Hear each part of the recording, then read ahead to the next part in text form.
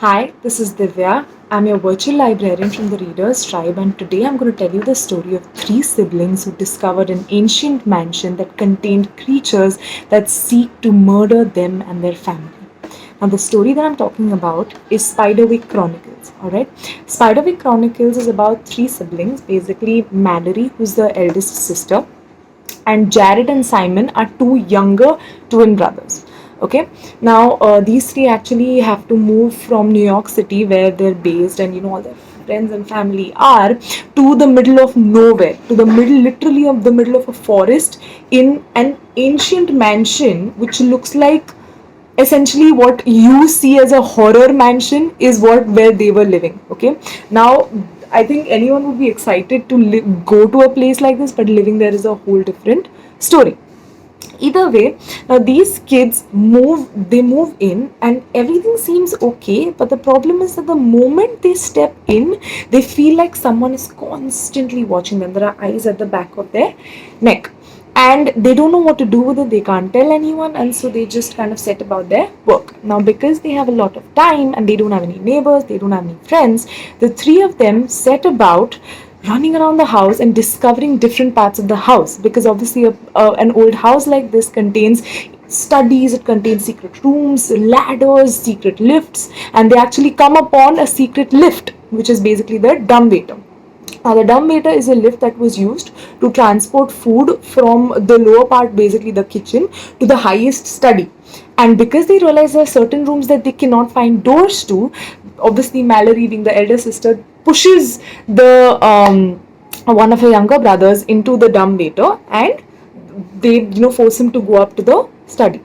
Now this guy reaches the top level, and the dumbwaiter opens up like this, and this guy steps out into a study. Now when I say a study, it means it's a very old study. There's no tube light, there are candles. It's lit by an oil based candle, and everything's very strange. Like there are showpieces of kind of vulture heads, bony vulture heads. There are oil paintings of this man who kind of, he doesn't know who he is, but he looks very threatening. There is a line of books across the wall, but the most important thing is the fact that he comes across a mahogany table, a big mahogany table, and nothing is on there except for a note. It reads a poem that really intrigues the brother, and this is what it says. In a man's torso you will find my secret to all mankind. If false and true can be the same, you will soon know of my fame. Up and up and up again. Good luck, dear friend. That sounds intriguing, doesn't it? Now this, obviously he freaks out, he reads it, he's like, oh my god, this is so cool. He runs down, he shows it to his siblings, and they're very excited because they're like, okay, fine, we have to figure out what this is. Okay, and so they basically use the next couple of days to search the house to understand, okay, fine, where is it, what is it doing, whatever it is. And meanwhile, weird things are still happening. Weird things means they still feel like people are watching them. Then Mallory, the elder sister, basically one day wakes up in the morning, and literally her head, she can't move her head beyond one point because her hair is it's tied to the back of the bed. Now I can think of a lot of you thinking, oh god, that's such a good prank, but it doesn't seem funny to Mallory because she gets so irritated. She says, my brothers are so stupid, they do stuff like this. But the weird part is the brothers vehemently say, it was not us, we've not tied your hair to the headboard. Okay, and so weird stuff like this happens. Sometimes they come into a kitchen and it's completely just broken apart. They feel like people are scurrying through the carpet. They can't see anything. They hear giggles from behind the wall. It's really creepy stuff. Okay, but obviously they tell their mom. The mom doesn't listen, like in every horror movie. So as they're continuing their journey of understanding what this poem means, they stumble upon a secret room again. Now in the secret center of that secret room is actually a chest, and that is when they come to know that this is the key to the poem, because a man's torso is a chest. Now they open the chest and they find really interesting stuff, but the most interesting thing is actually a book.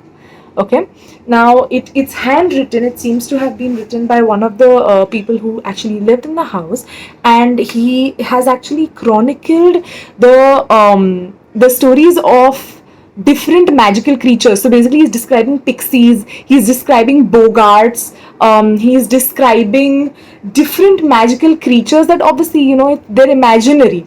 And the Jared and Simon are reading it. He's very interested. He's really intrigued by it, and he's reading until he comes to the last page.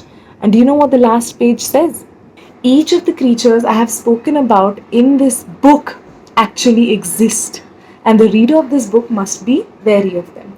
Now, Simon sort of believes that he's intrigued by it, but of course, he takes it to his siblings, and the siblings just rubbish it. Like Mallory and Jared just say, you can't believe everything that's written. We've not seen any of these people, they're imaginary.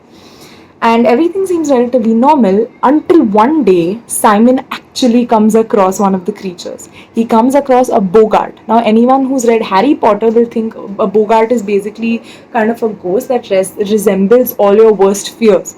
Here, it is actually the mix between a rat and a weasel and a mouse. It's just a tiny, really ugly creature. And so basically, Simon is spending a little time in the secret study that he'd come across when suddenly this little thing pops up. It's this much ka size and it's on the table. And Simon is just shocked, but the Bogart is just random. He just starts talking as if everything's normal. He introduces himself. He says that, I've been living here for years and generations. And he reveals one thing, that all the weird things that have been happening, the Mallory incident, the fact that the kitchen sometimes kind of just randomly breaks down, is all his fault, because Bogarts apparently legendary, they're mischief makers. The Bogart then goes on to say that everything said and done, I am not the creepiest thing here. Okay, what I'm doing is not the weirdest thing. But what is the scariest force in the Spiderwick estate where they're living is now trying to hunt you down. The Bogart does not specify anything. He doesn't say who it is, what they do. He does not reveal anything because apparently something is holding him back. I won't tell you any of that.